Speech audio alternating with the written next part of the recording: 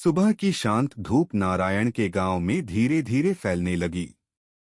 नारायण जल्दी उठकर अपने छोटे कालीन कारोबार की तैयारी करने लगा।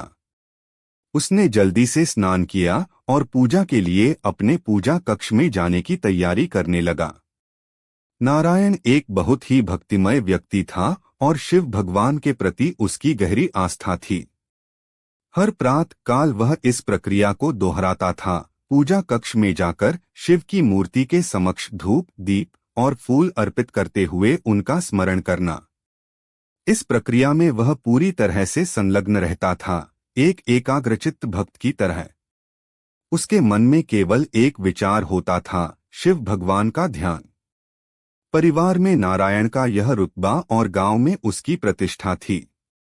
लोग उसे एक संत जैसा मानते थे, जिसकी पूजा करने से उनके जीवन में कल्याण आता है। हालांकि नारायण के परिवार में उसकी इस भक्ति को सब नहीं समझते थे। उसकी पत्नी नीता कभी कभी उसके इस व्यवहार से असहज महसूस करती थी।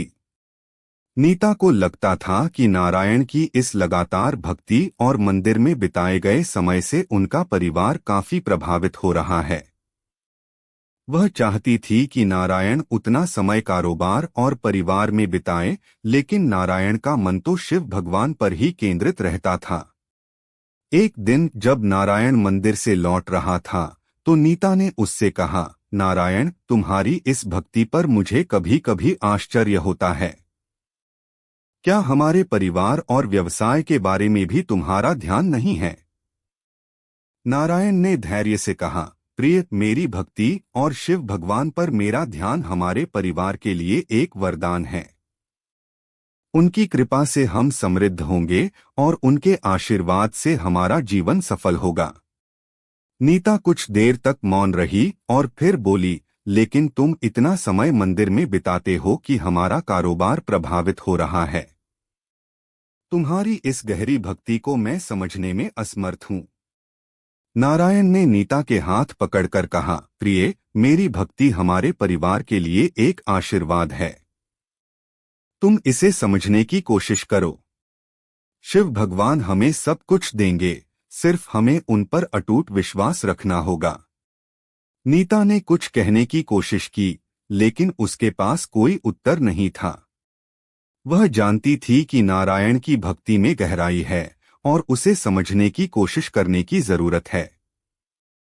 नारायण का विश्वास इतना जोरदार था कि वह किसी भी परिस्थिति में हताश नहीं होता था।